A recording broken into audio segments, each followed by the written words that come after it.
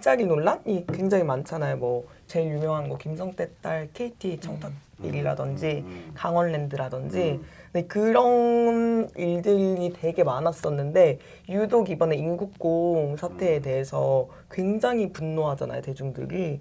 그런 거는 뭐 어떻게 봐야 될까요? 일단은 경제가 어려운 거. 근데 뭐 이렇게 얘기하면 되게 포괄적으로 들리는데 취업 문제. 그러니까 심각하잖아요. 특히 젊은 층의 취업 문제. 젊은이들 만나보면 뭐 거의 모든 걱정이 그 취업이에요. 맞아요. 그래가지고 할 수 있는 일이라는 게 오토바이밖에 없다. 그러니까 배달. 이런 얘기도 하고 뭐 제가 뭐 주로 만난 청년들은 약간 이제 고졸 청년들이 많다 보니 그래서 그럴 수도 있지만 어쨌든 대졸 청년들도 마찬가지 아닌가요? 네, 맞아요. 취업난 걱정이 엄청나죠. 게다가 또 안 좋은 직장에 들어가는 거는 또 싫잖아요. 왜냐하면 위계 사회인데 처음부터 어디 30층에서라도 시작하고 싶지 10층에서 시작하고 싶거나 5층에서 시작하고 싶은 사람 별로 없단 말이죠. 위계 올라가는 게 힘들다는 거 안단 말이죠.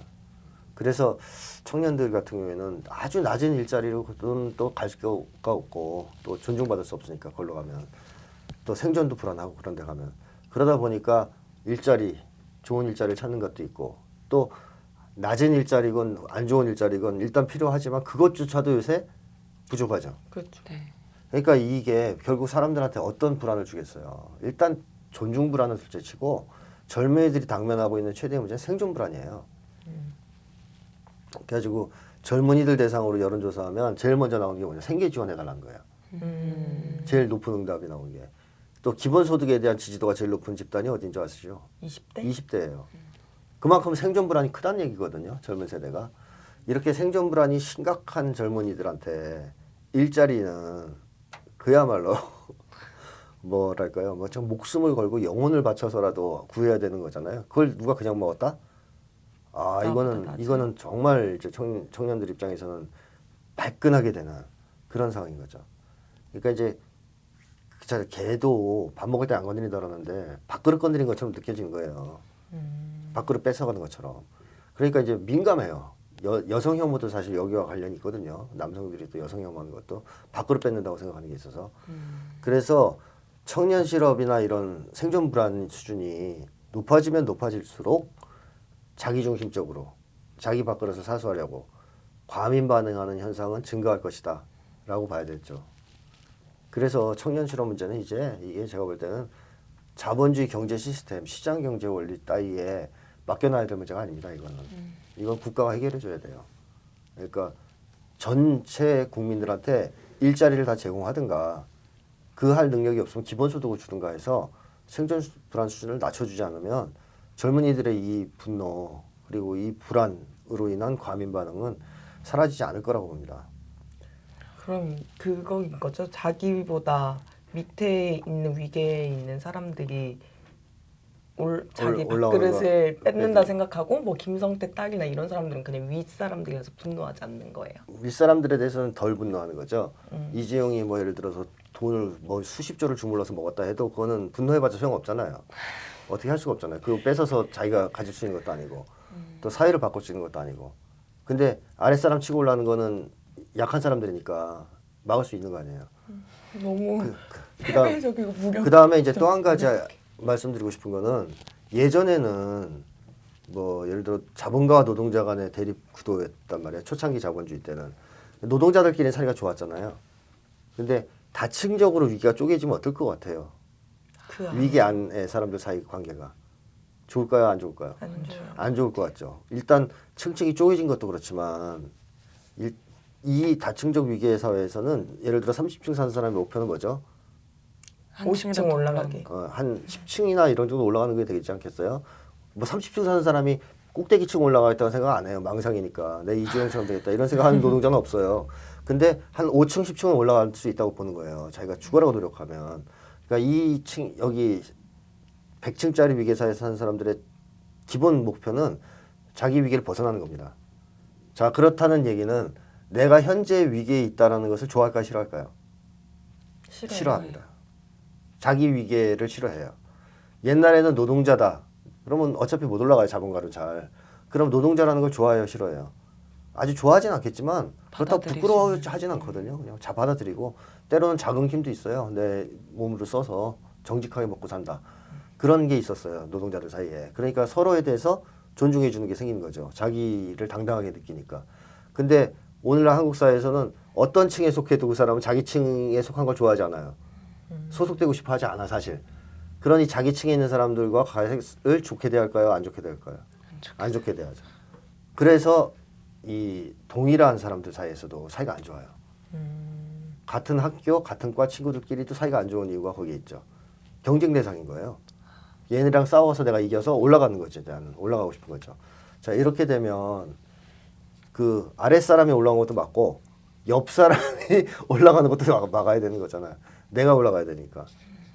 그러니까 불안이 지금은 어떤 식으로 표출되냐면 집단 단위로 표출되기보다는 거의 개인 단위로 표출됩니다. 그러니까 생존 불안이나 존중 불안을 해결하기 위해서 집단을 단위로 사고하지 않아요.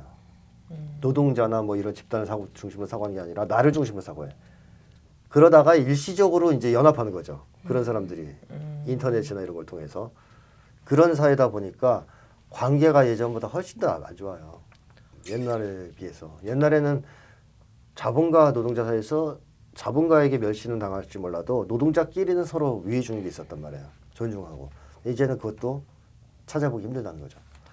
점점 다 개인화되고 그러면 네. 되려 세상을 바꿀 수 있는 힘은 줄어드는 건데. 그래서 세상은 못 바꾸니까 최소한 선발의 공정성, 직업을 구할 때 선발의 공정성이라도 보장하라 이런 거예요. 청년들 입장은.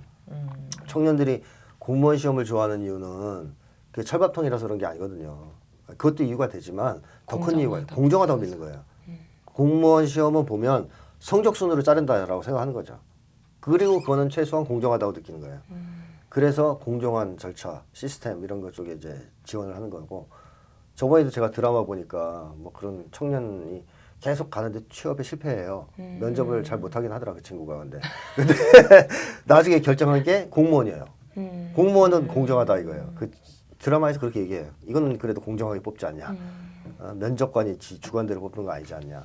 자 그런 것 때문에 거기 지원하듯이 청년들이 마지막으로 붙는 건 뭐냐면 세상을 바꾸겠다 또는 위에 있는 이재용을 끌어내리겠다 이런 게 아니고 나를 선발할 때 뽑아줄 때 최소한 공정하게는 뽑아라. 그리고 그렇게 뽑은 다음에 내가 노력한 거에 대해서는 보상을 해라. 꼭 뭘로? 돈으로. 이렇게 되는 거죠. 아니 근데 사실 이번에 인국공 사태를 좀 보면은 사실 그 알바몬으로 뽑힌 사람이 나랑 같은 돈을 받고 일한다고? 이런 식으로 가짜뉴스가 되게 많이 돌았잖아요. 네, 네. 그래서 선생님께서 말씀하신 것처럼 박탈감이 계속 생기는 뉴스들을 보게 되는 거죠. 네. 그래서 사실 그 정규직으로 지금 전환되는 분들도 공정한 절차를 거쳐가지고 선발이 되고 그리고 217시간인가? 굉장히 많은 교육 시간을 받은 다음에 또 이 업무에 들어가게 되는 건데 네. 그런 맥락들은 다 빠지고 알바몬에서 아웃소싱으로 들어온 사람이 정규직이 된대. 이건 공정하지 않잖아. 공정한 선발 절차를 거치지 않았어. 공부로서 노력하지 않았어. 이렇게 해가지고 청년들이 굉장히 많이 분노를 하게 됐는데 사실 그런 것들이 가짜뉴스인 것들, 팩트체크가 되지 않은 것들이 되게 많았고 거기서부터 부정적인 여론이 조성됐는데 이런 논란들을 일부러 키워서 지금 청년 박탈감을 더욱더 조장시키고 네. 이게 진짜 내가 분노하는 건지 아니면 내 분노가 만들어진 건지 모를 정도로 네. 이런 걸 조장하는 세력이 있다는 생각이 들더라고요. 네, 네. 그래서 이런 것을 사실 조장해서 얻는 이득이 뭐길래 이런 청년 박탈감을 이용하려고 하는 걸까요?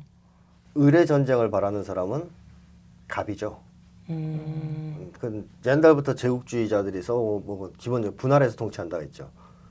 그러니까 제국주의자들이 식민지를 점령하면 제일 먼저 하는 게 분할 통치예요.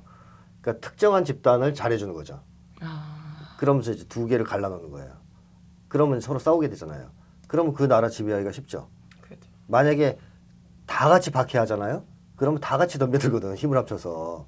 그러니까 일부는 매수하는 거죠. 돈을 줘서. 그 분할 통치 전략을 자본가들도 너무나 잘 쓰는 게 이제 노동자들 중에서 일부를 이제 매수해서 돈을 더 준다는 거죠. 그러면 또 노동자끼리 싸우게 되잖아요. 그러니까 지금 한국 사회를 지배하고 있는 또는 자본주의 세계를 지배하고 있는 지배자들, 착취자들은 기본적으로 을의 전쟁을 바랍니다. 을끼리 싸우기를 바라요. 만약에 을끼리 싸우지 않고 을끼리 연대하고 단합하면 분노는 어느 쪽으로 오겠습니까? 당연히 갑을 향해 온단 말이에요. 자기를 향해 올 거란 말이죠. 그걸 막아야 되기 때문에 을끼리 싸우게끔 끊임없이 조장하는 거예요. 그래서 한국에서 사실 남녀 갈등도 조장한 측면이 굉장히 많잖아요. 그 실제로 있는 거 이상으로 조장을 해서 막 부풀리는 측면도 많고 또 각 집단만 간에 갈등이 좀 생긴다 그러면 뭐 대서특필하죠. 서로 이걸 부추기려고. 그렇게 해서 노리는 건 뭐냐? 분노가 위로 향하지 않고 아래나 옆을 향하게 하는 거를 노리는 거죠. 이게 이제 얘들의 기본 목적이고 앞으로도 끊임없이 이 짓을 할 겁니다. 그러니까 별거 아니고를 갈라치기를 할 거예요. 계속 사람들을. 그럼 사람들은 거기에 민감하게 반응을 할 거예요. 왜냐하면 아까 말씀드린 어떤 그런 심리적인 문제들이 이미 일반화되어 있기 때문에 그런 분열 공작 혹은 을의 전쟁을 부추기는 행위 여기에 많이 부안해동할 가능성이 있죠. 진짜 근데 이런 생각하는 사람들 진짜 다 똑똑한 것 같았어. 이런 거 어떻게 갈라치기요? 갈라치기 하는 사람들 진짜 무슨 질문할 게 바로 그거였는데요. 분열. 그러니까 네. 이 양상이 뭔가 선생님이 말씀하셨던 것처럼 위로 이렇게 향한다 이런 느낌보다는 진짜 우리가 같이 연대하고 함께해야 될 사람들을 꼭 내부 분열을 일어나고 뭐 근데 이 사건뿐만 아니고 윤미향 의원 논란도 사실 비슷했다고 생각하거든요. 그런 갈등 양상 이런 것들은 좀 어떻게 바라봐야 될까요? 이제 우리가 이 조중동 때문에 이제 굉장히 많은 피해를 입고 있지 않습니까? 네. 이제 조중동이 얘기하는 건 일단 아니다라고 사실이 아니다라고 생각하는 게 조중동이 까는 사람 좋은 사람. 이제 그런 입장이 좀 필요하잖아요. 이제 비판적으로 걸러본다 그럴까요? 그게 좀 필요한데 사람들이 조중동의 기사를 일반적으로 신뢰를 잘 안 하긴 해요. 근데 신뢰하는 대목이 있어요. 문재인 정부를 비판하는 대목 요즘에. 그다음에 북 관련 이 두 개는 신뢰해요. 이거는 이제 굉장히 이중 기준이잖아요. 네. 그러니까 전반적으로 조중동을 신뢰하지 않는데 조중동이 얘기하는 것 중에 두 가지는 신뢰한단 말이에요. 그러면 이유가 있겠죠. 근데 이제 오늘은 북쪽 문제는 저번에 얘기했으니까 빼고 왜 문재인 정부 관련에 대해서 이렇게 신뢰를 하느냐. 그건 원한이 좀 많이 쌓였다고 봅니다. 그러니까 문재인 정부가 촛불 정부잖아요. 이 촛불 정부니까 기대가 컸어요. 사람들이. 기대를 사실 안 했어야 되는데 제가 쓴 대통령 선택의 심리학을 읽었으면 기대를 안 하셨을 건데 그 책이 잘 안 팔렸기 때문에 사람들이 재밌었는데. 그 촛불 정부고 이제 좋은 시절이 열렸는데 박근혜까지 이렇게 우리가 고생을 해서 끌어내렸는데 정말 잘하겠지. 뭐 많은 기대를 했겠죠. 근데 이제 하는 모습이 별로 성이 차지 않는 거죠. 거기 기대에 비해서는. 특히 남북 관계만 보더라도 지금 너무 못했잖아요. 여러 가지 면에서 너무 그동안 분노가 쌓인 거예요.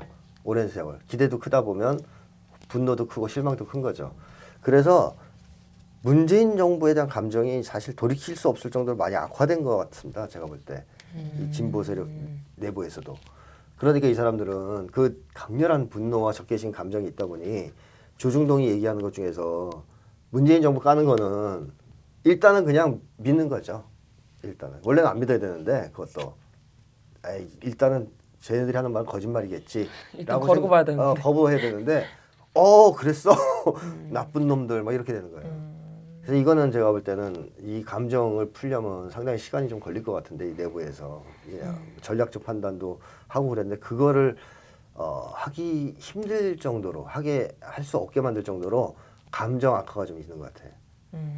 이 정부에 대해서 그런 게 하나가 일단 있는 것 같고 그 다음에 또 하나는 한국인들의 분노 수준이 전반적으로 대단히 높아요. 우리나라가 그 분노 수준이 높다는 건 여러 가지로 이제 알 수 있잖아요. 뭐 난폭 운전에서부터 시작해가지고 그 층간 소음을 통한 이웃사례라든가 아니면 뭐 인터넷 악플 뭐 등등 이 분노 수준이 엄청나잖아요. 이 분노 수준이 높은 이유는 분노가 건강한 통로를 통해서 건강하게 표출이 돼야 되지 않습니까? 그거는 결국 사회 개혁에 대한 표출인데 그 통로가 막혀 있는 거죠. 이게 막혀 왔고 오랫동안 문재인 정부 들어서 그게 이제 좀 글로 모아질까 했는데 글로 표출이 안 돼요. 그러니까 엉뚱하게 이게 어디로 가냐면 사방팔방으로 서로 공격하는 쪽으로 튀어요. 그러니까 사람은 어쨌든 감정적으로 뭐가 임계치 이르면 폭발하거든요. 또 그걸 어떻게든 표출해야 되거든요. 근데 이 표출이 건강한 표출을 할 수 없기 때문에 건수를 만나는 순간 터지는 거죠. 계속. 그래서 한국 사람들이 보통 보면 같은 대상을 줄기차게 비판하거나 욕하는 것도 아니에요. 일순간 몰려가서 개 잡듯이 잡은 다음에 그 다음에 이게 죽으면 그 다음 단계로 넘어가서 딴 거 던져주면 또 거기 가서 두드려 패요. 그러니까 이런 식으로 거의 그 뭐랄까요. 몰려다니는 방화범들처럼 몰려다니면서 불 지를 때를 찾는 것 같은 막 거의 그런 식의 지금 흐름이거든요. 그러니까 이게 이제 건강한 통로가 없으면 그렇게 된다는 거죠. 미국 같은 경우에도 뭐 시위가 일어나면 막 약탈이 일어나고 이런 것도 평상시에 당한 게 있으니까 엉뚱한 방향으로 튀는 거잖아요. 그거랑 비슷하게 한국 같은 경우에도 분노가 잘 조직돼야 되는데 국민적 분노가 한쪽으로. 그래서 사람들이 분노의 원인을 정확하게 이해하고 그걸 해결하기 위한 쪽으로 분노를 표출해야 되는데 그게 안 되다 보니까 이 거대한 분노를 어떻게든 해결해야 되니까 건수만 터지면 그걸 몰려가서 갖다 이제 들이박는 거죠. 그런 문제가 지금 심각한 것 같습니다. 한국 사회가. 사실 그렇게 돼가지고 이득을 얻는 거는 진짜 적폐 세력들이잖아요. 그러니까 그렇게 그렇죠. 싸움을 붙이고 해가지고 나한테는 불똥이 안 튀게 이렇게 딱 막고 있는 게 바로 보호되고 있는 게 적폐 세력인데 매체들이 다 갖고 있잖아요. 가짜 뉴스를 하는 네, 매체들이나 이런 것들 권력들이 다 갖고 있다 보니까 얘네만 사실 보호받고 지금 아래는 지금 다 너무 혼잡스러운 것 같거든요, 상황이. 진짜. 요새 뉴스가 너무 뭐가 이렇게 다 혼란스러워? 약간 이런 상황인데 이런 상황 속에서 정말 이득 볼 사람들만 이득 본다 이런 느낌인데 이런 어떤 적폐들만 보호받는 세상이라고 할까요? 이런 것에서 조금 벗어나기 위해서 어떻게 해야 될까요? 우선은 뭐 그럴까요? 미디어에 대한 비판적 시각을 반드시 가져야 될 것이고 특히 그 현 정부가 아무리 미워도 그 무조건 막 믿는 그런 거는 이제 하지 말아야 되겠죠. 또 대북 관련 뉴스는 특히 더 믿으면 안 되겠죠. 뭐 그런 식으로 비판적 시각을 사실 가져야 되고 조중동 같은 걸 작사를 내야 되는데 얘들이 계속 이 짓을 해대고 있으니까 이제 그게 이제 하나가 있을 수 있고 또 한 가지는 더 근본적으로 사람들이 진짜 문제가 뭔지를 알아야 됩니다. 진짜 문제가 뭔지를 알고 분노를 건강한 방향으로 모아나가야 돼요. 그러니까 사회적인 분노로 승화시켜서 그걸 진짜 쳐부셔야 될 적 쪽으로 이렇게 쏟아붓는 게 필요하거든요. 근데 그런 것이 한국에서 지금 잘 안 되고 있어요. 이 분노가 엉뚱한 방향으로 흐르지 않고 모여서 제대로 된 방향을 찾을 수 있게끔 이 진보 개혁 세력도 좀 올바른 투쟁 목표 같은 걸 확립하고 거기에 기초해서 단결하고 또 국민들에게는 이 문제를 해결하려면 결국 아랫사람들이 올라가는 거 막아서 해결할 게 아니고 이 세상을 바꿔야 된다는 쪽으로 인식 전환을 시켜줘야 이 문제가 해결되겠죠. 근본적으로. 그래서 각계 전투 양상으로 흘러가는 거를 이제 모여서 같이 싸우는 연대해서 싸우는 쪽으로 방향을 전환시켜야 됩니다. 지금. 약간 더 뭐라 해야지? 약간 N번방 선생님하고 지난번에 촬영했을 때 네. 그때 약간 어떡하지 이 세상 이렇게 했는데 오늘은 그거에다가 플러스로 약간 좀 더 책임감을 느끼게 되는 것 같아요.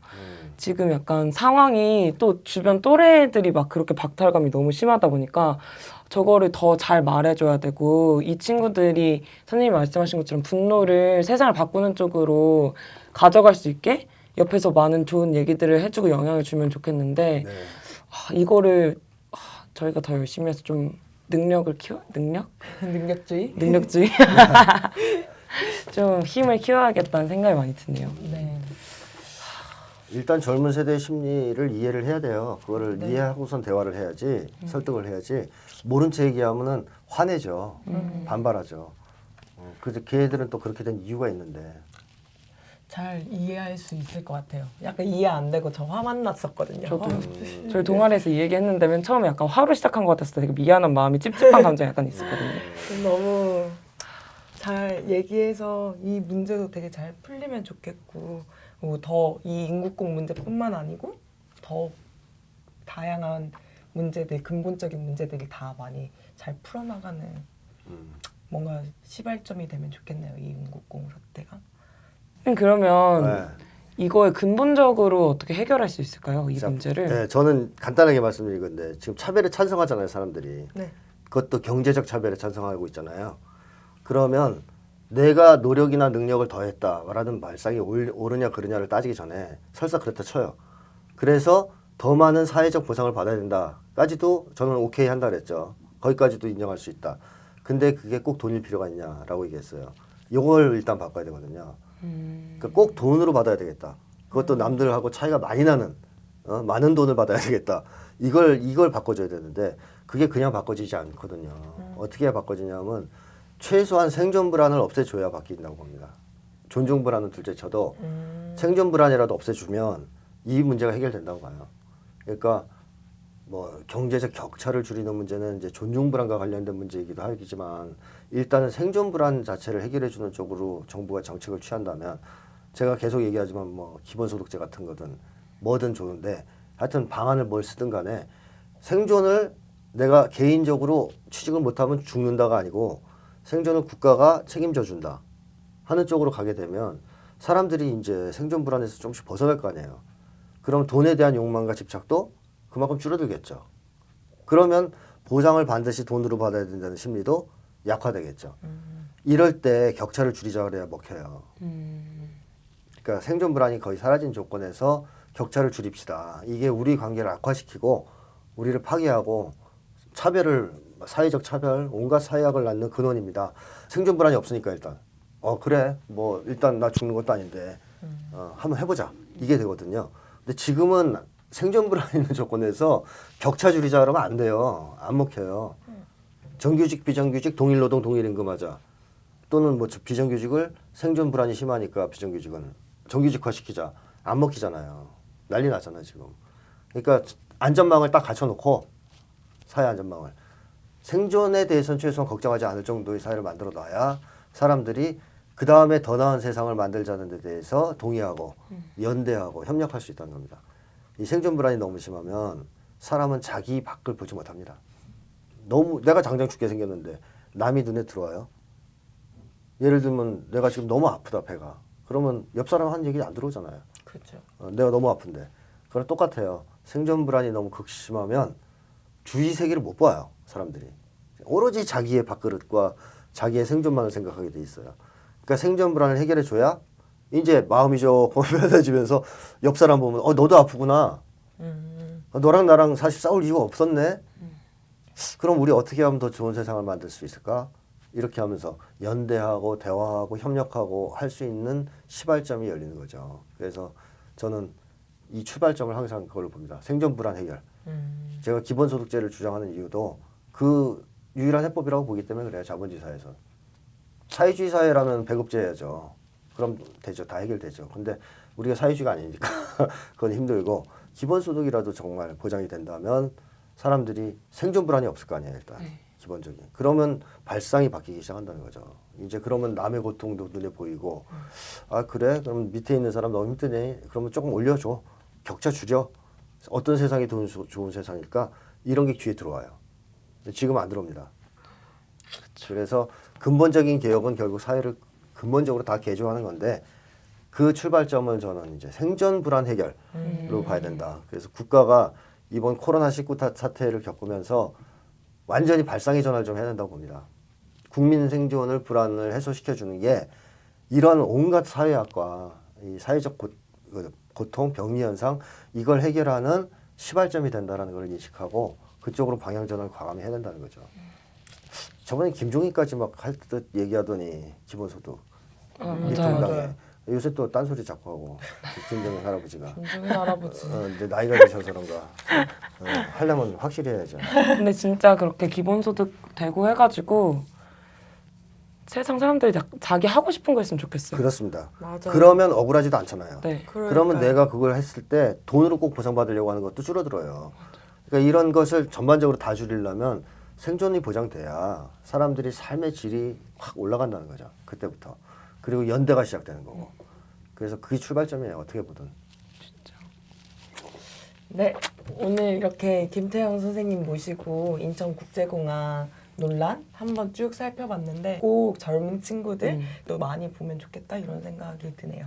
선생님 나와주셔서 네. 감사합니다.